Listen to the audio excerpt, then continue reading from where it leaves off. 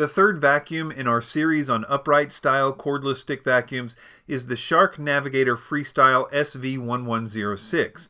And like the others, we put it through a ton of tests, and this video will be the results and our review.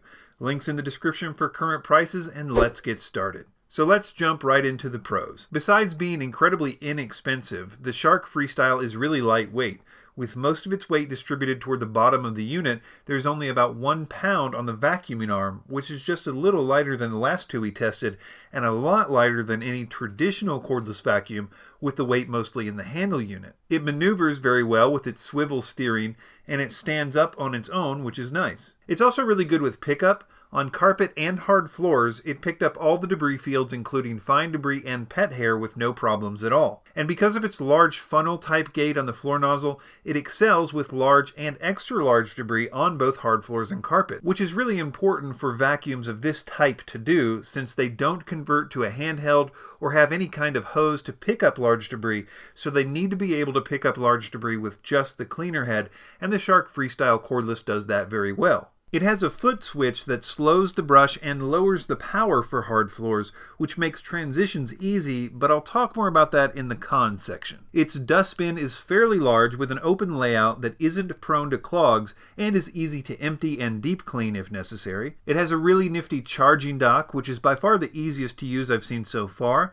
I also like that the battery pack is easy to access and that it is easy to find replacements online. Its battery life was pretty good as long as you compare it to traditional cordless vacuums in this price range, as we found that it got 21 minutes and 40 seconds on low power and 15 minutes and 36 seconds on high power, which again is great in one sense, but when you compare it to other upright style cordless vacuums, it doesn't look as good. But it's all about context and your particular needs. Its power was decent. We measured it at 29 CFM on high power and 24 CFM on low, but those numbers are a little lower than the others we've tested so far, and that brings us to our first con. Like I said, it was great with pickup on hard floors and carpet, but I found that it actually works much better in carpet mode when vacuuming hard floors. This is because for some reason when it's on hard floor mode, instead of keeping the same power and shutting off the brush like we saw with the Hoover Lynx, it just slows down the brush and actually lowers the power, which is not ideal since you want as much power as you can get for hard floors, so it's kind of reversed for some reason.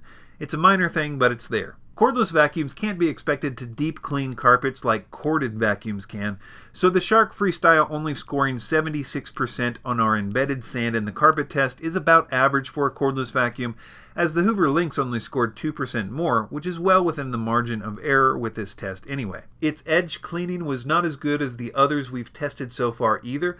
Good, but not great. The Shark Freestyle also doesn't have a HEPA filter and therefore can't pass our smoke test, but it's not really fair to expect vacuums at this price range to have HEPA filters anyway. So although I think the Shark Freestyle is okay, I personally would rather have the Hoover Lynx. I'll link to our review of the Hoover Lynx in the description, but the Lynx has the same funnel type cleaner head, which was the main thing I liked on the Shark, but the Lynx has more power, better battery life, and better overall performance, including a brush that actually stops on hard floor mode. That being said, in addition to the Dayak, which I probably won't review as it's basically a worse version of the Eufy, I've just purchased the final competitor in the series, and from what I can tell, it's going to be tough to beat. So be sure to subscribe to Vacuum Wars for that review, as well as the big competition video coming up soon. Links in the description, and consider a like if this video helped you out. New videos every Tuesday and Friday at 4 p.m. Eastern, and thanks for watching.